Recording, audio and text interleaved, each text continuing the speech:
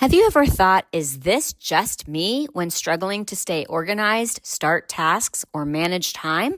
For those of us over 50, these challenges might not be just aging. They could be ADHD hiding in plain sight for decades. I'm Jami Shapiro, host of Grandma Has ADHD, and I'm building a community where your experiences matter. Whether you're diagnosed, questioning, or simply curious, you're not alone. Our Facebook group is filled with vibrant, understanding people over 50 who share their stories, strategies, and yes, even their struggles, with plenty of laughter along the way. Ready to find your people? Join our growing Grandma Has ADHD Facebook community. Please like and subscribe to the podcast wherever you listen and share it with someone who might need to hear they're not alone, because ADHD doesn't have an age limit and neither does understanding yourself better. Together, we're changing the conversation about ADHD after 50. Come be part of the story. Hi, and welcome to today's episode of Grandma Has ADHD.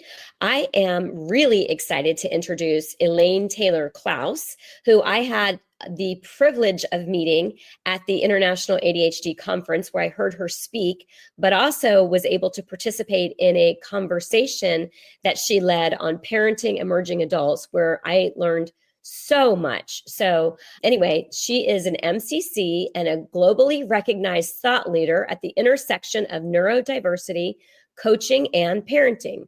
As co-founder of ImpactParents.com, formerly Impact ADHD, she pioneered neurodiversity-informed coaching, empowering families and training professionals to support complex individuals. A mother to an ADHD-plus-plus family, which I'm looking forward to understanding that, Elaine co-hosts the Parenting with Impact podcast and has authored award-winning blogs, books, and programs, including Parenting ADHD Now, The Essential Guide to Raising Complex Kids and Sanity School. Okay. Elaine inspires others to navigate neurodiversity with confidence and compassion. Wow. Well, I have a head cold. So reading all of that off was a little harder than usual, but there was a lot there. So thank you so much for taking the time to join me in this very important conversation. It is an important conversation. It's my pleasure to be here, and I love what you're doing. I think it's super, super important.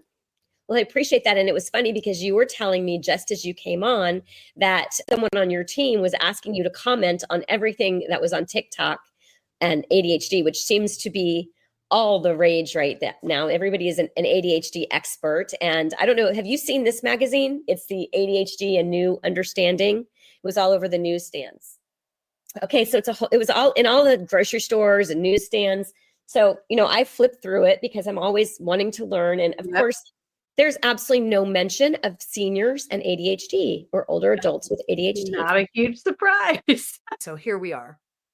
Well, if you think about it, Jami, right? So up until very recently, and by that last 10 or 15 years, really, most people thought it was a children's disease that people grew out of. And about 20, 30 years ago, we started realizing maybe whenever Ned Hallowell and John Rady came out with their first book, and then Sari Selden wrote a book in the early 90s about women, like the notion of adults having ADHD is only a few decades old. Mm-hmm. Right. And so the notion that they would then grow up to be seniors with ADHD, you're just starting the trend. Right. Well, actually, I have to credit Dr. Kathleen Nadeau, who that would make sense.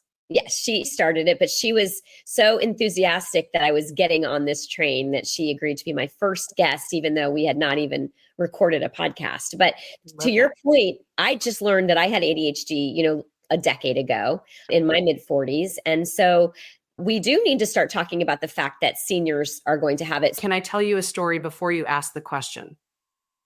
When I first started coaching, so back like somewhere around 2010, 12, somewhere around there, I want to say it was Attitude Magazine came to me and they said, we're doing this kind of lottery thing and we're going to give free coaching to some people. Will you coach someone?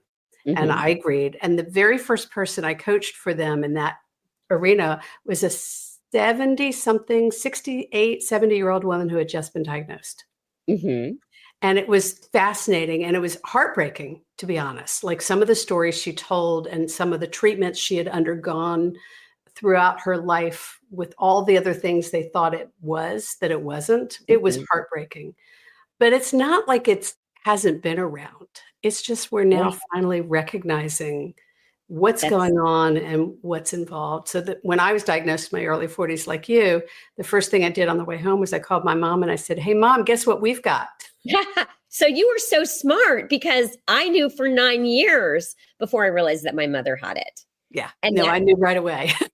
Wow. My dad was not happy with me. But yeah, my mom ended up getting treatment for ADHD. So you are also sandwiched in between. Well, a lot of us with ADHD are sandwiched in between. We have children with ADHD and parents with ADHD. Well, it's genetic, Absolutely. And that's the part that's been missing. And to your point about the story of the client that you coached, I'm definitely, I predominantly work with seniors, again, just discovering the intersection of all of these cluttered seniors that I've been working with and ADHD. And there's so much sometimes, the feelings of shame and the disappointment and why couldn't I get it together and why couldn't I finish this and why can't I maintain a household? And one of the big things that I'm trying to do is to come in and say, you've cobbled it together your whole life, coping with a neurodiverse brain, and let's talk about what you have accomplished and maybe come to a self-acceptance. Yeah. Yeah. No, my theory on that, I call it put the stick down. Okay. That every adult who's diagnosed with ADHD, who either is diagnosed as an adult or who was diagnosed and not treated as a kid and comes back to it as an adult, has got this stick that they've been hitting themselves over the head with all of their lives, because that was the only way they knew how to motivate themselves. Right. And so we have this well-worn groove in our head from years of beating ourselves up to try to get ourselves to do anything and making ourselves wrong and challenging. Like when I finally understood this and figured this out, the first change I made, no joke, was I coached myself to stop saying, "You're such an idiot." Because my internal script was, "You're such an idiot. You're dumb for doing or not doing or whatever." And I needed to put the stick down to be able to accept what I had in order to learn to manage it. And you can't manage it if your only management strategy is beating yourself over the head. Yeah, I've discovered that's been one of the biggest ahas for me in doing this podcast is how many people talk about that negative voice in our heads and the self-talk. And, you think you're the only one that's beating yourself up. So I love that analogy with the stick. So you're in a unique situation too, because you're doing parenting. And I don't know how much of your practice is parenting the emerging adults, but I think because we're going to skew towards an older audience, it would be really nice to sort of talk about how do we parent these ADHD adults and as an ADHD adult. That might be an interesting way to take the conversation. But before we go to that, I always like to ask the backstory. One of the things I enjoy hearing is other people's, like, how did it show up for you? So if you don't mind sharing that first, and then we'll go into the next, and I'll write it down so I don't forget, because now I know that I will. Excellent. So my backstory is that I am a mom and, as you said in my bio, and what I call an ADHD++ family of originally 5, now 6. One of my kids is married. And so we have a lot of neurospiciness in our family. But in the early years, before we really even understood ADHD, there was this, it's all my husband. There was a lot of, let's fix him. There was a problem there. And David and I do a lot of conversations and public interviews on this. So I'm not talking out of school. Like we've talked about it a lot very publicly, because while we both had ADHD, neither of us knew it, but I had more executive functioning. There were more ways in which I was kind of effectively getting stuff done. And he had a little bit more emotional reactivity. And so in the early years, there was a lot of focus on him. And as we started having kids, and they're starting having kids with a lot of challenges and issues, and our oldest child was particularly complex and challenging. Now we know there was not just ADHD, but lots of learning disabilities and autism and all kinds of other things. But in those days, you had to choose. It was either ADHD or autism. And so it was very complicated. And I was kind of solo parenting in a marriage. My kids were complicated. I was struggling. I was dropping balls. And at some point when my third kid was clearly going to be diagnosed, hadn't been yet, but it was in the cards at that point. I kind of looked at all my kids and I looked at my husband and I realized there was no way he was responsible for all of this neurology. Mm-hmm. And I was trying to go back to graduate school to I was going to get a degree to work with parents. I thought I needed to do it as a therapist. I'd never heard of coaching. And so I went to go get evaluated to see if I could qualify for accommodations. Mm. And so I had a full neuropsych evaluation or psych ed evaluation. And I was diagnosed in my 40s with both learning and attention issues. So it was like, that's where my kids' dyslexia came from. That's where, like, all of this stuff, my whole life, Sure. as I looked back, started making sense.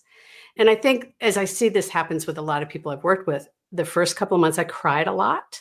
Mm-hmm. The grief and relief, right?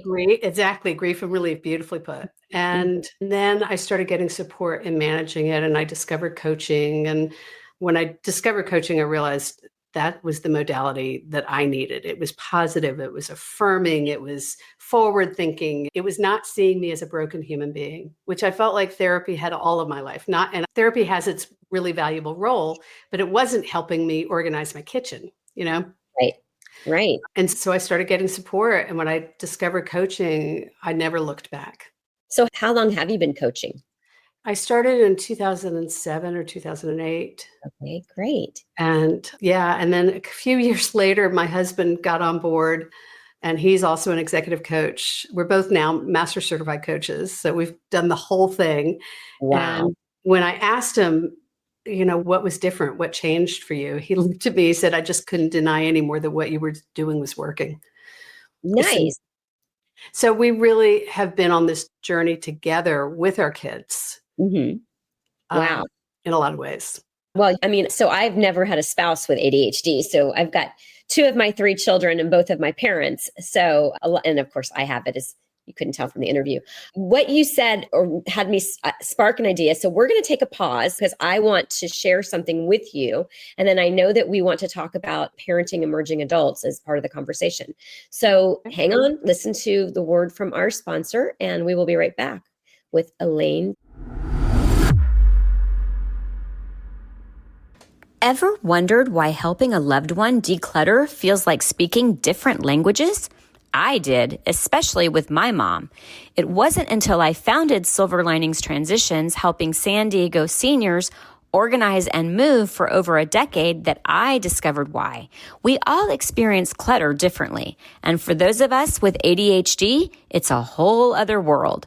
If you are listening in the San Diego area and feeling stuck with moving, paperwork, photos, or home organization, our team at Silver Linings Transitions gets it.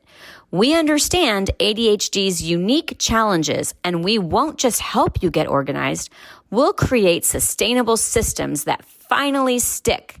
Schedule a consultation with our team today at 760-522-1624. That's 760-522-1624, or find us at silverliningstransitions.com.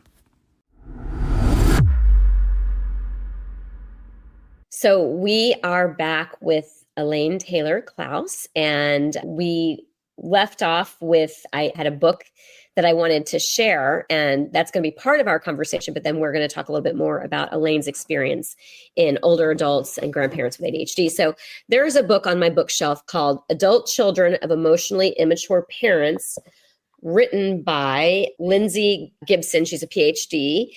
And, it was interesting to me. So I read this book years before I made the connection about the fact that a lot of us with ADHD were being raised by parents with ADHD who also might struggle from the emotional dysregulation and the sensitivities and the things that we with ADHD have.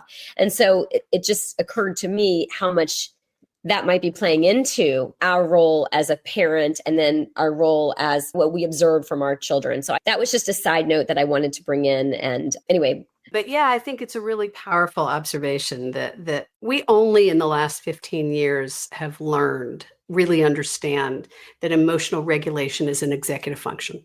Mm-hmm. Until then, I mean, even if you look at the DSM, emotional regulation isn't actually technically considered part of ADHD. Although we now know that it's one of the most significant aspects. And Russell Barkley will tell you that people are more likely to lose their job for ADHD for emotional outbursts than they are for not turning in a report. I So- definitely struggle mostly with the emotional dysregulation. I seem to be able to get things together, but that is an area where I struggle with, and didn't even see that myself until I started ADHD coaching. So, Well, and what I would offer, and I've seen this a lot over the years, is that a lot of people who do professional organizing, who have ADHD, have figured out how to use systems and structures to work for you.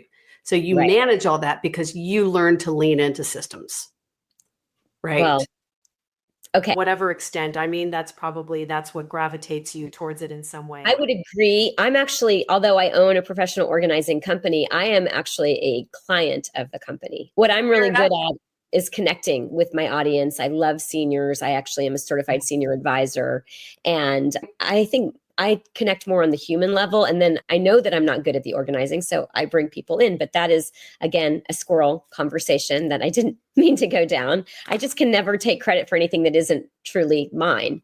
Back to my sense of justice. So I wanted to Coaching around that if you wanted, at some other time. I probably could use a lot of coaching, which I guess I'm going to get as I'm going through the coaching program, because I have to Absolutely will. be coached, right? Best kept personal growth secret in the world is coach training. Good. Just so Well, you know. then that's awesome. Okay, Yeah. that's wonderful to hear, since I'm in it right now. So we were talking about the whole parenting emerging adults, and you said you're working with a lot of grandparents. And I wanted, because a lot of who are going to be listening to our podcast are going to be both the adult children who are like, I want my parent to listen. I want them to hear this message because I think this is impacting our relationship. And that's those of us that are the sandwich generation. And it's also going to be, seniors, older adults themselves who are looking back on their lives, and like it's all kind of coming together for them. And now, I don't know about you, but when I found out I had ADHD, you start learning everything that you can. And this is one of the only resources right now out there for older adults or seniors. So I'd love to hear what you have to say on all of that. I don't really know where to start. But I mean, I think it's really important to be talking to the older generation about how it changes as we grow up, as we mature, as we develop. And, as I'm moving into my senior years, which boggles my mind to even say, but it's true. Mm-hmm. How does it shift? The conversations about, is it ADHD or is it menopause? Is it dementia or is it ADHD? Is it it does change and shift. So I think when it comes to getting your handle on ADHD, as you say, first we have to understand it. Mm-hmm. Generally. Then we have to understand what our lived experience is of it, because it's going to be different for me than it is for you, than it is for my mom, than it is for whomever, right? And so we really have to understand the nuances of it. And I was just writing this piece today about how incredibly complicated and nuanced this condition is. And part of what happens, back to the TikTok at the beginning, Sure. is that people oversimplify it through their lived experience of it. This is how it shows up for me, therefore this is ADHD. Mm-hmm. And the truth about ADHD is if you take 10 people in the room, you're going to see 15 different manifestations of it. It's very, Right. It's not Right. a simple condition to diagnose or to manage. And so first we have to understand it, then we have to understand it for us. And then we have to move into that process of management and understand that it's about always being in the process of management. There's no solution. There's no there. You don't fix it. You Right. don't finish it. You Mhm. are always in the process of problem solving and figuring out, as this comes up now, and now I can't stoop the way I used to, or I can't leave that there. I have to readjust my cabinets because maybe I can't bend down anymore as I get older. Or there are a million different examples, but we have to be in this constant dance of adaptation with who we're becoming every day, while we have a condition that is marked by a challenge of transition. I mean, the ironies, the contradictions of ADHD are so real, right? We have an executive function condition that makes it hard to get medications that we need to be able to get to manage the I mean, there's so many contradictions. Sure. Well, Right? even mentioning the dance of adaptation, well, that is what aging is. I mean, that's for neurotypical as well, because we have, I call it the double blessing of aging, which is going to have its own challenges, and then ADHD, and especially those of us who are discovering and uncovering exactly to what you've said, there is so much to ADHD. So how do you think it's impacting family relationships? Like I said, when I brought this book to your attention, what would your insight be? That's great. I just want to tap on what you just said, which is we're adapting as we're aging and things are changing. One of the gifts of ADHD, and we're now beginning to see research that's touching into that we are more curious people. But curiosity serves really well as you're getting older because it's going to keep you engaged and keep you involved and keep you in life. So I just wanted to kind of plant that I think ADHD really can be extremely helpful as we age. That just reminded me of something so I turned 55 this year. And I also, although I want to say I'm aging proactively and aging gracefully, there is a fear for me. And I have exactly thought that maybe I'm going to approach everything that happens with curiosity. So as I get to each stage, well, what is this going to bring? And because I do expect the wisdom and my new favorite word is called Gerotranscendence. Have you heard of that word yet? No, but I love it. And it's now my new favorite word. I'm going to tell you, you're going to love it. So it was by Erik Erikson, who developed, I think it was the 8 stages of life. And when he got into his 80s, he and his wife started to speak with their, contemporaries and their peers. And he came up with Gerotranscendence, which is when you get to the final phase of acceptance of the life that you've led, of I'm at peace with where I am, I'm at peace with my relationships, I'm at peace with dying. And so that has become that's come since I've started this podcast, of why to me it's even more important that we educate people with ADHD about seniors, especially because that, I think, when they accept who they are and they can put it all together, it's going to contribute to that ultimate acceptance. Unquestionably, I think that's beautiful. And I speak a lot about Erikson's work in terms of his developmental model and how that plays out in work with parents. So I love that reference. Oh, good. Gerotranscendence. Transcendence. Thank you for that. I will take that. You're so welcome. So believe it or not, I'm going to circle back to your question, which I kind of remember, which is how does this kind of emotional lability, maturity, immaturity show up in families as we're kind of going through these stages? And I think it kind of depends on when you're the person who has the ADHD and who doesn't have the ADHD, right? So if you've gone through all the years and you're being diagnosed as a senior and you've never been identified and you've never really had a framework for understanding and self-acceptance, I think a lot of people, unless you're a Richard Branson who's like been so wildly successful, it doesn't really matter. A lot of us, I think, more likely will struggle with what we haven't been able to do, with the missed opportunities of life, the disappointments. And so when you're there, if you have children or grandchildren, there's this opportunity, I believe, to bring transparency to the relationships that are so dear to you, whether they've been strong or not. And if they have been, it's to strengthen them. And if they haven't been, it's a new opportunity to invite connection and relationship in a new way by, whoever the adult is, right? The oldest person is, there's always an opportunity to set the stage. Right? There's always, because every younger generation wants to be in relationship with their older generation if they can. Everybody does, if they feel safe enough to. So the older generation's opportunity is to create a place of safety. And I watched your face as I was saying that. The other way to look at ADHD is who's the adult in the room. And sometimes the quote adult in the room may not be the older person. Well, that was exactly why I made that face, because a lot of us with ADHD parents, we felt like we had to parent our parents. And so, And at some point, Jami, we do. Sure. Like, But I mean, before it was appropriate. yeah. No, I Right. think that happens a lot. Right. Exactly. And I to think your it happens a lot. we're all affected very differently. I see it, anyway. Me too. Well, and so here's what I see. Like, so I do a lot of work with parents, right? Mhm. And parents of younger kids, teen kids, we do a lot of work now with parents of young adults. And by young adults, we are talking 18 to 40. And there is, when a parent is not self-regulated, Mhm. that can create a little t trauma wake Mhm. in a family. Mhm. And so part of the work sometimes is helping the parent, whatever role they're playing, begin to see the role that they're playing in the dynamic and the impact that they're having in the dynamic.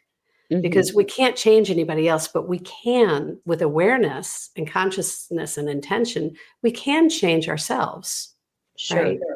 We I can begin to shift that. One of the things that I really liked in our discussion was you talked about the 4 stages or the 4 stages of parenthood. So that was a big aha for me. I would love for you to share that with our listeners. Awesome. So we teach a program called Sanity School, and it's kind of basic training for parents of any age. But the secret is that it's basic training and coaching skills. Okay. And then we map kind of neuro-informed information on top of it. Mhm. And the 4 phases identify kind of who we are as parents in relationship to our kids. So stage 1 is the director mode. All parents start off as director. We have to take care of them. We have to Right. be in charge of everything. It's Yes. the nature of it. And as they move into toddler years, we actually learn to begin to shift from director to collaborate, to start collaborating more. We want to give them more sense of agency. We ask them if they want the red shirt or the blue shirt. We involve them. Do you want to brush your teeth standing up or sitting down?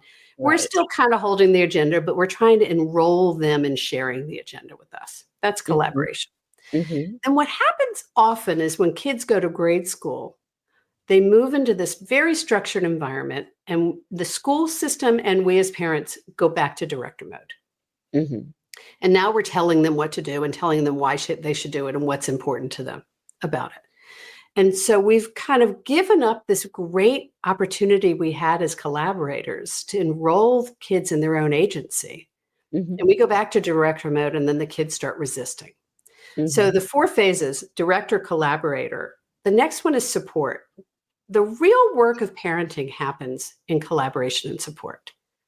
We're sharing the agenda. Now you've taken the agenda. I'm going to move into support role and help you in achieving your goals. Mhm. We're sharing the agenda. Now we move into support, collaboration, support.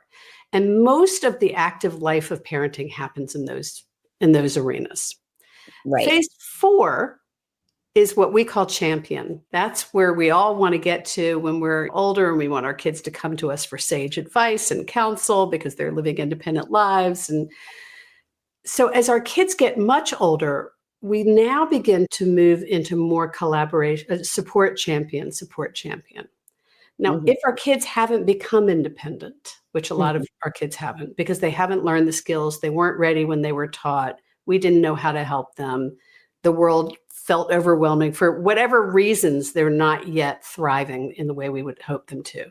Sometimes we may even still have to go back to collaboration and then support. And so we're dancing between these roles. The key is to understand what our kid needs from us in that moment, Mhm. and to be able to adapt or adjust our parenting to what they need from us, instead of this notion that this is who I am and how I parent, a static notion that doesn't have the flexibility that kids really need to be able to stretch to their level of independence, whatever that is, depending on the issue. So they may be more independent with sports and less independent with academics, and more independent with social and less independent with driving. Whatever it is, we want to be able to meet them where they are, developmentally, wherever they are, so that we can help kind of invite them and stretch them to move to the next level. And that requires a lot of movement from us as parents to dance with what they need, which Sure. means we have to self-manage our tendency, our anxiety, our fear, Yes. our overwhelm. The biggest issue that parents of young adults deal with is their own fear that the kid's not going to make it. Oh, I understand. You and I both share a non-binary child. Is that something that I can mention?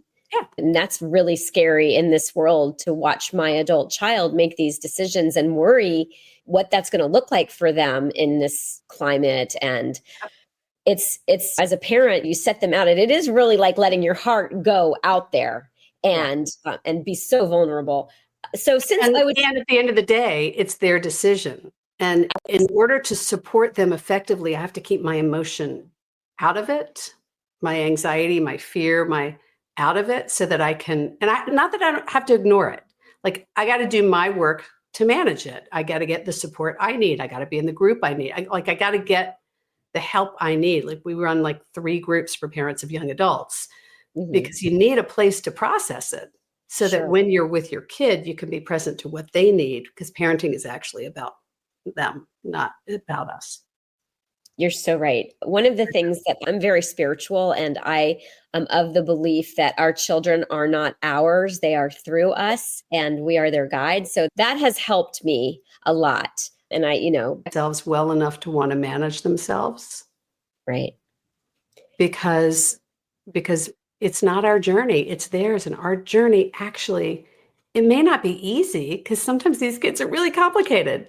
But their journey's tough, and our journey is to actually be present to what their path is and to support them in it, whatever that is. Right. So, like I said, this is a very unique conversation. I haven't had anybody that really, where we could talk about what it was like to parent these adults. And I think it would be really great to stay a little bit, just to give some examples of what that champion looks like for those of us who are over 50, because jokingly say I used grandma because it's catchy, but it really is men, women, non-binary, anybody over the age of 50 is really who we're speaking to. And we tend to be the parents of the older children or adults. Yeah. I'm trying to think of what I think is the most salient. I mean, when I think about the groups that I run and the conversations we have, one of the things we talk about a lot is you got to slow down to speed up.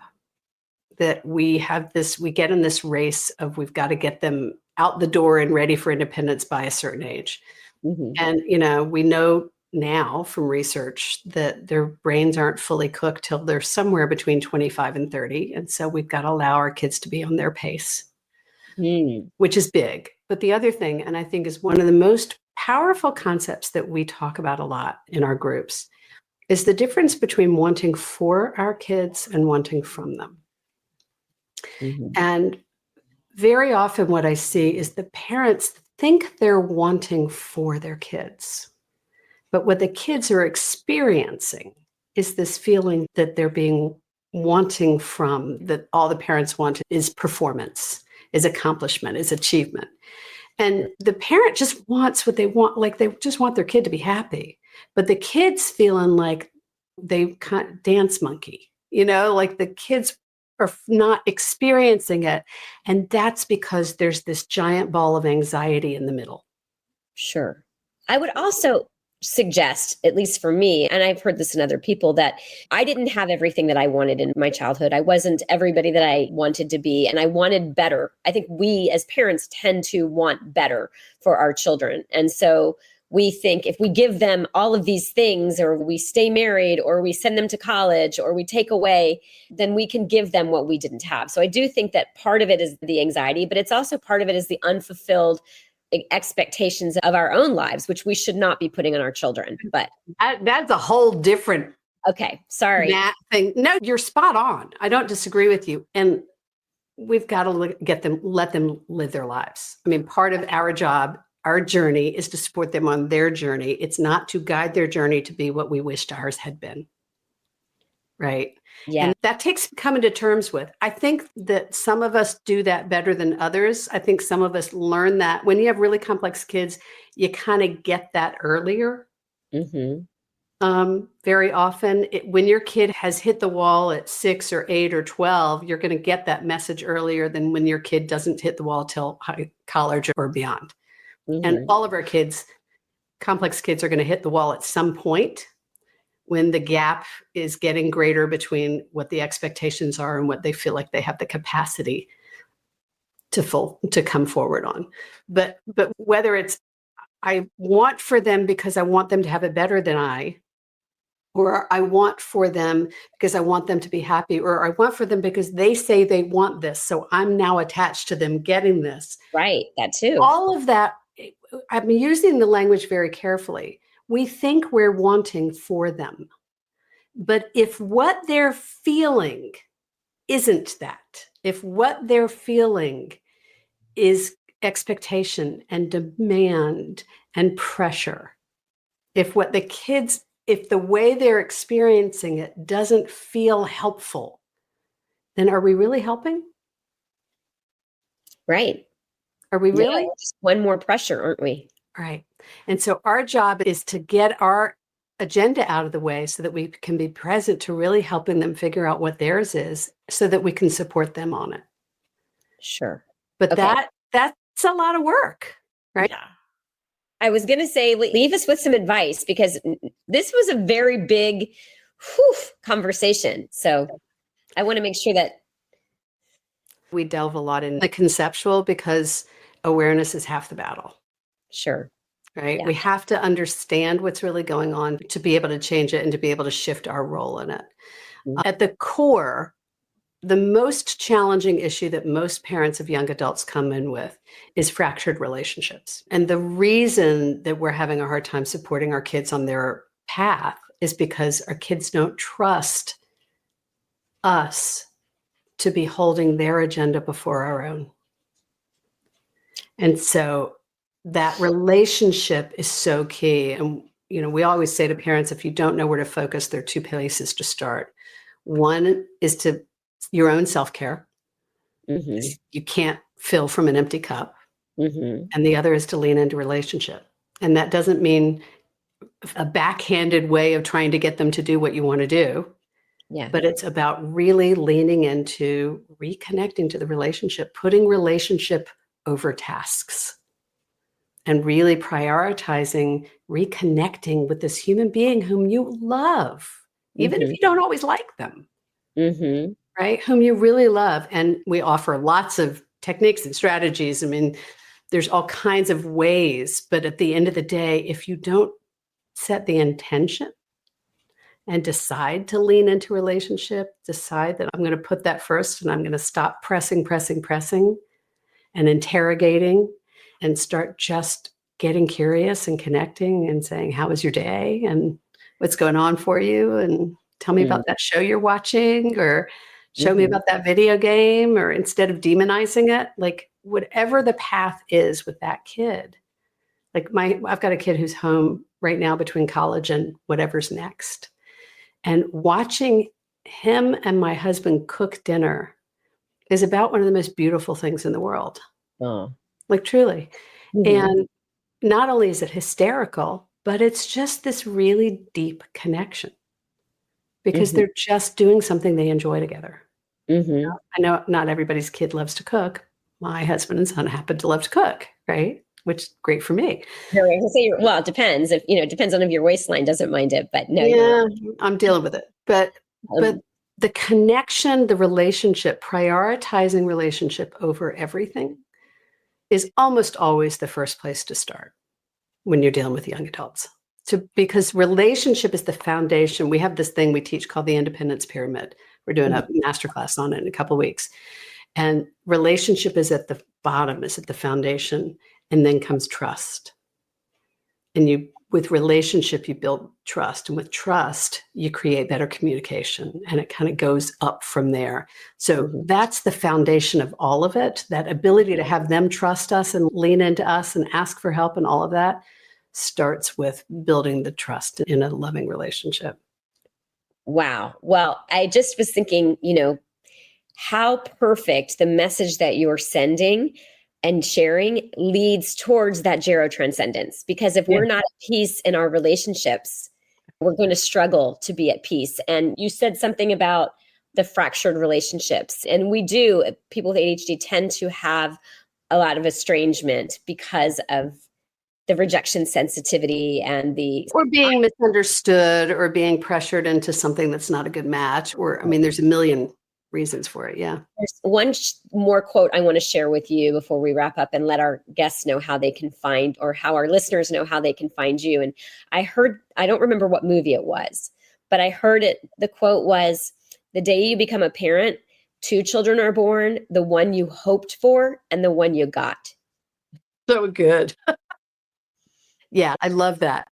Because that's what I always say is you have to mourn the child you thought you were going to have so that you can embrace the child you've got. But I think that's true for all parents. I don't think it's just ADHD kids. I think that's true for absolutely all parents. 100%. No. And what I do love, go ahead. And here's what's different with ADHD. For those of us who have really complex kids, you have to do it again and again and again. So every time they do or don't hit a milestone that their peers are hitting, you do it again.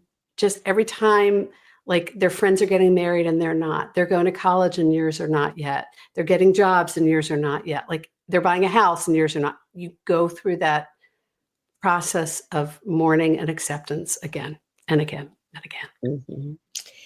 And I have to say, parenting has been, I think it's harder when a wound happens to your child. It really is so much harder than if it happened to you, which is what makes it so hard. But wow, this was such an amazing conversation. How can everybody who is listening, who should find you and how can they find you? We like to say that we support parents of complex kids and the professionals who support them.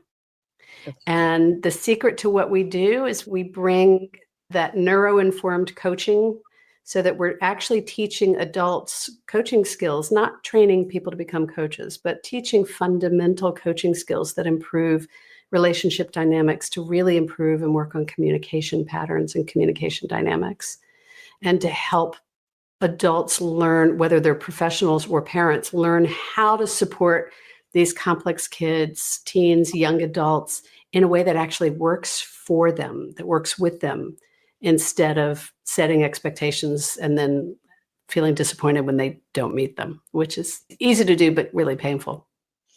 So people can find us at ImpactParents.com.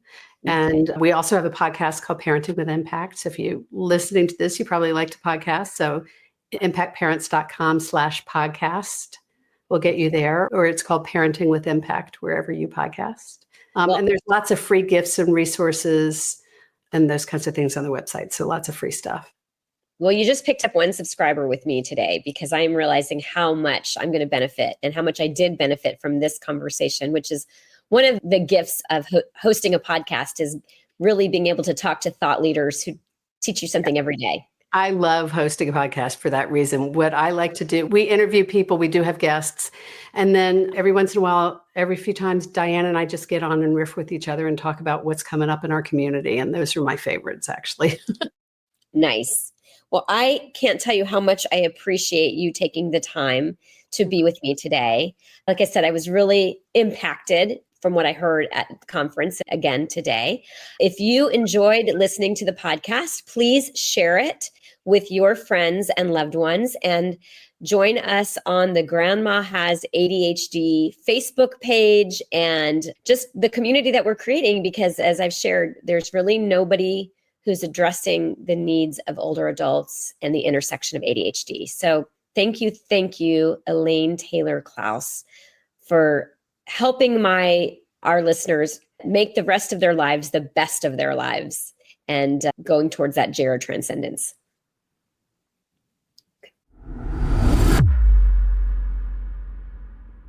The opinions expressed on Grandma Has ADHD podcast are those of our guests and hosts and are intended for informational and entertainment purposes only.